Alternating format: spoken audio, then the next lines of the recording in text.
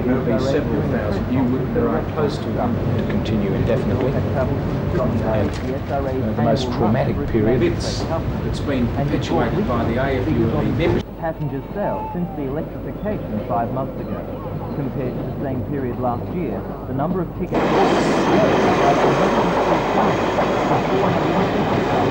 much more than the authority expected.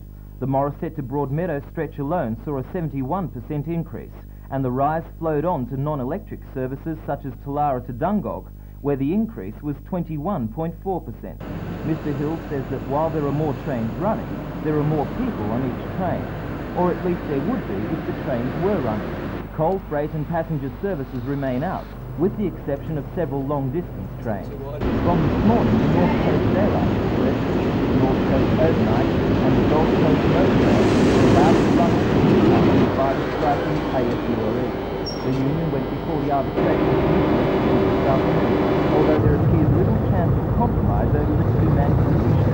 In the meantime... I thought I never would, honestly. I really enjoyed bachelorhood. We should have stood down earlier this week, but we've been trying to avoid even confronting the issue because, after all, we've got thousands of other railway employees throughout not only the Hunter and Newcastle, but the northern half of the state who have absolutely no effective work to do, but are on full pay.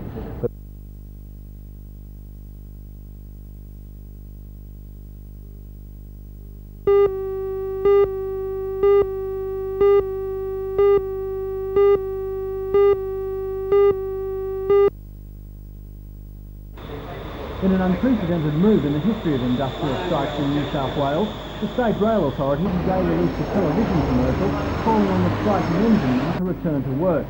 The 60-second commercial is the SRA's latest attempt to solve the strike and is an indication of the position the SRA is in.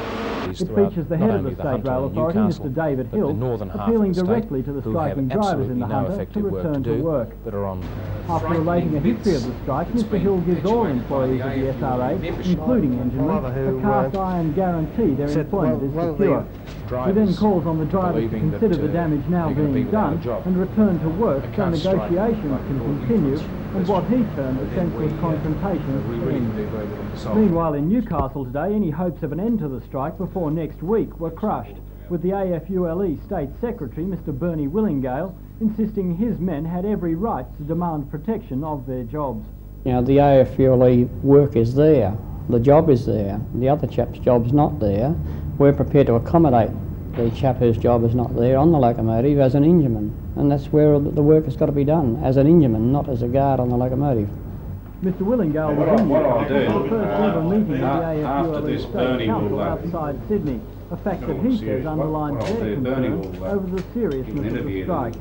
He says the AFULE is hoping the dispute will be resolved soon, but that, he says, depends on the SRA.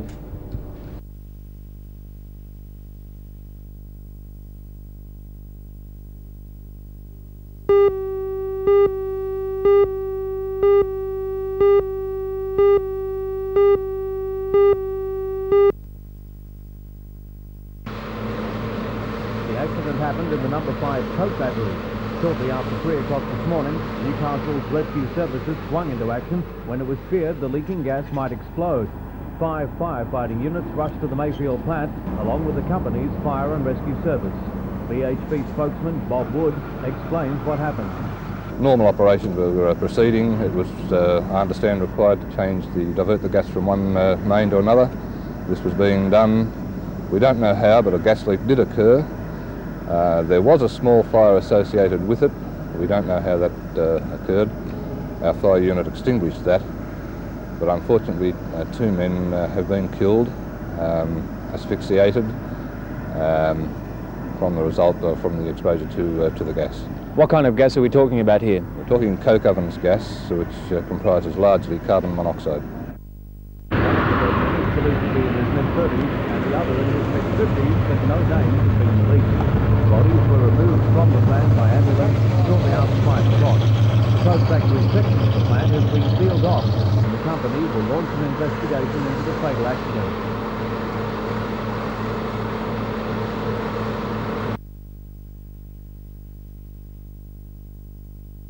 Thank you.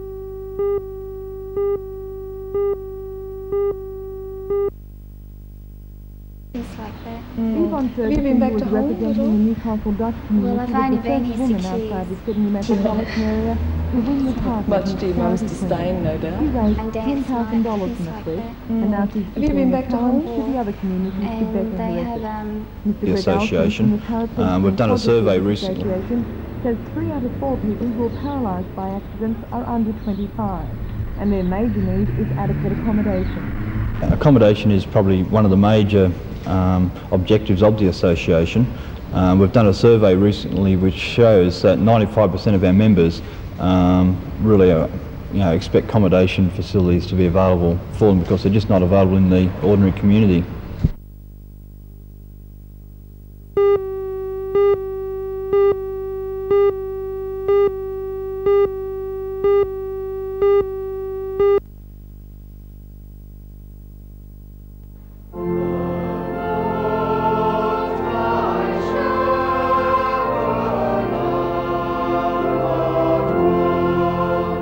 Today's money-raising venture at Christchurch Cathedral was even more unusual than the conventional methods such as raffles and fakes, but for 13 members of the cathedral's choir, it was a case of doing what comes best, and that's singing hymns.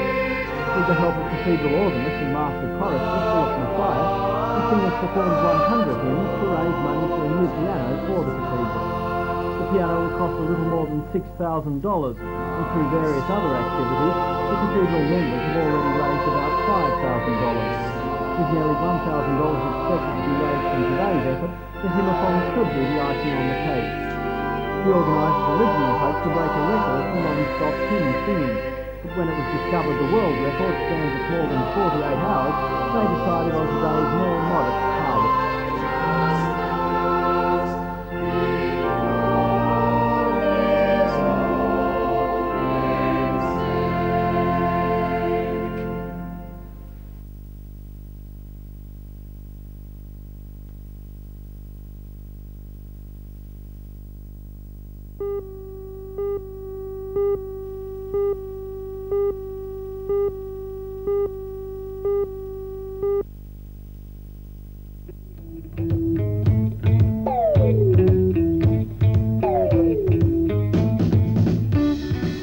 Street had been blocked off between Perkins and Derby Streets to allow the throng to stock up on Christmas gifts from the fair's 70 specialty stores.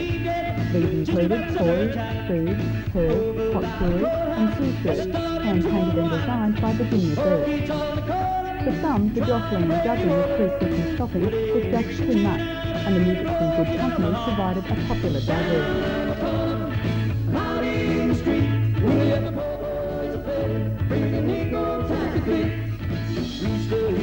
The success of the fair was evident not only from the roaring trade in shops, but from the fair-minded comments from people. Oh, it's really good. I'm really enjoying it. It's fabulous. Really great atmosphere. Great. I just want to get this first. Really good. Yeah. What nice weather. What do you think of the fair? It's good. It's great. Yeah. It's great because of it.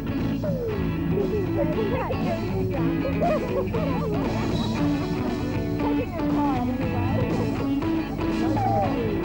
I think it's terrific. A really great day.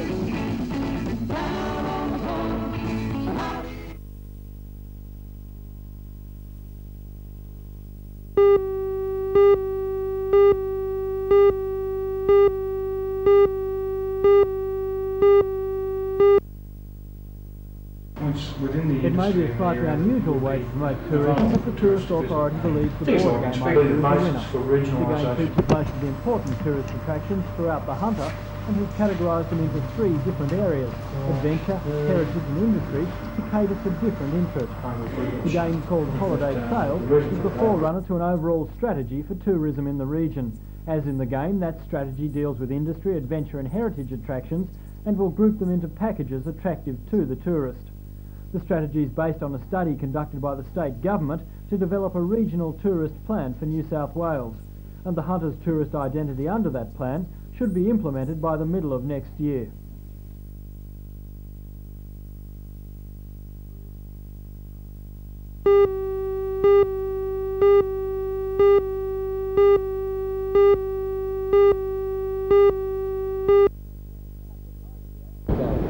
At the time of the accident, the Port Waratah No. 1 coal loader was working in this bin.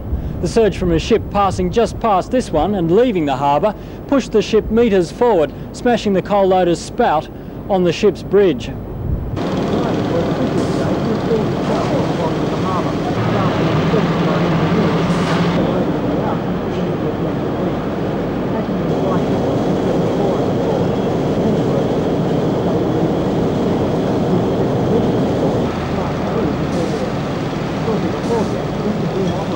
The boom from the ship's bin, and several witnesses believe that only his quick action saved the whole arm from being ripped off and a serious accident occurring.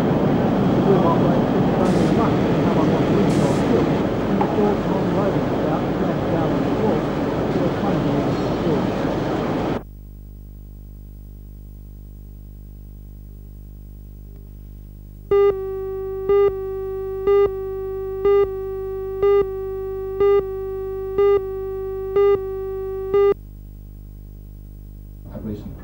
Mr Beard believes the confusion over funding arose because most of the money, we were allocated $3.7 million this year, and that's a very good allocation. But he believes the remaining $1 million will be enough to see the schools through any emergency repairs until June next year. Mr Beard, is there a problem with funding for maintenance for our schools? No, let me say that categorically there is no problem with funding. We were allocated $3.7 million this year, and that's a very good allocation, and the Public Works Department has a commitment now which will keep it going right through to the end of the financial year. In fact, they have a $2.7 million commitment. The work's planned and it's going ahead. The impression that I would not want to give is that we've run out of money. In fact, we're very well funded for this year, and work is going ahead and will continue to go right through to the end of the financial year.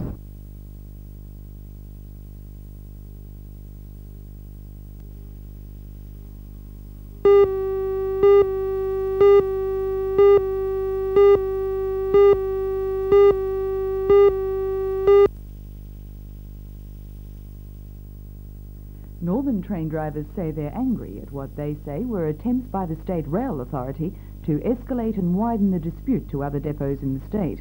The accusation follows concessions made by the union last week to allow a shipment of coal from the northern New South Wales pit of Gunnedah and the passage of one train per week carrying perishables from the north through to Sydney. Instead, the SRA tried to push through more trains than was originally agreed upon. The union were very strong here today. The members were very strong not to permit any extension of that. In fact, there was quite a big argument developed over whether the fruit and vegetables that had been permitted represented tonnes of fruits and vegetables or tonnes including the weight of the truck. Right, no further concessions as far as the coal shipments go? No, in fact, they wouldn't even permit the movement of locomotives around the depot for maintenance purposes. As a result of today's meeting, there are to be no more concessions to the coal industry. Once a week, 1,000 tonnes of fruit and vegetables will be allowed from Brisbane, 500 tonnes of fruit from the northern New South Wales coast, and one milk train every second day from the north coast to Sydney. There will be a shortage of road operators available to cart fruit, as most of the drivers want to stay home with their families. What's this going to mean for the supply of fruit and vegetables for the region? For this region and the other regions, there would be a possible shortage of fruit from Queensland, but we are doing our best to ensure that the supply is kept up to demands.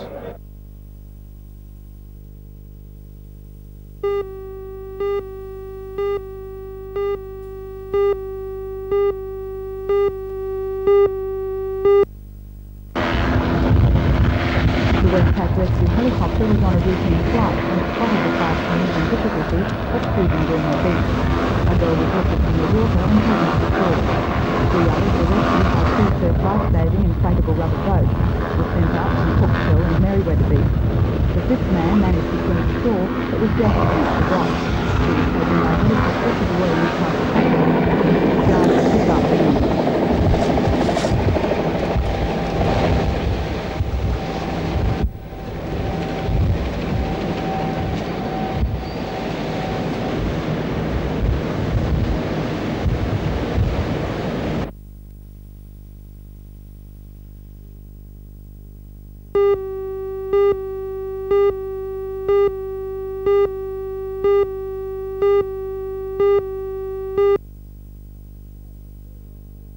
I think it's very, very important. Ultimately, when the Chamber of Commerce looked at this, initially with the Hunter Development Board and the City Council, we were looking at a possibility of 400 jobs from the tax office. We're now looking at 900 jobs by 1988. Quite frankly, I'm hopeful there'll be maybe 100 or two more than that, but certainly we're guaranteed 900 in 1988, and this means with that the sort of flow-on benefits to other areas, the solicitors and accountants will have to employ extra staff, and the service areas, we're looking at around about 2,300, 2,500 new jobs by 1988, and I think this is really significant for the area. In terms of the boost to the economy in Newcastle, what does it mean? Well, it means that people will be competing for houses. New houses will have to be built to accommodate the additional people coming into the area, and there'll be all sorts of flow-on benefits, and quite frankly I'm hoping that there'll be a better feeling within the community about certain positive things that are happening here rather than some of the negative things we've been hearing about lately. How big a development would you say this notification is? I think it's a massive development. I can't think of any development since establishment of BHP here originally that will equal the tax office. It starts to give Newcastle recognition as a regional capital.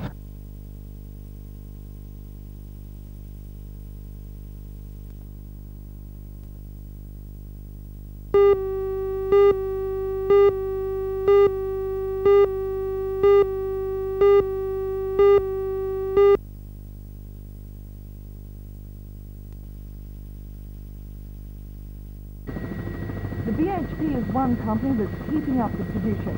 5 mills are closing down at different times in December, each firing up a month later. The last to close for the holiday period will be the No. 2 merchant mill, which finishes on the 22nd of December. A BHP spokesman says the Bloom mill will be operating throughout the holiday period as usual, with work being done on a restricted basis to suit the requirements. Some engineering firms will close their doors this Friday and begin work again on January the 7th. Others, like Ullman Engineering, which has important mining contracts, says it will continue its 24-hour breakdown service to the mines through Christmas and the New Year. The Port of Newcastle says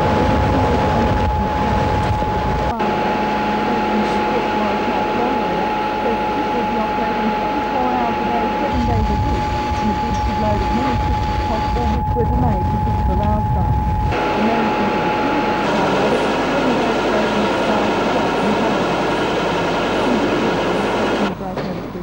but according to Mr. Norm Strait from the Master Builders Association, if there is work available, the builders will probably keep the break short because of the tight work situation.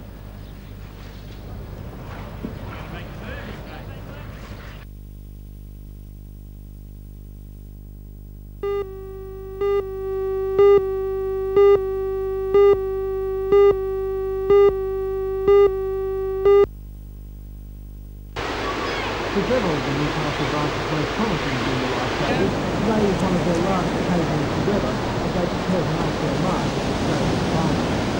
5 Newcastle certified stations have been selected in the New South Wales Series to Australian Junior Title, to be held in Western Australia early next year. And today they were displaying the form that hopefully show Newcastle is still producing some of the best in Australia. In the water event, the branch is represented by $20 Gary Belair, here on the church street, in single bay side level. Start saying, heads down, go!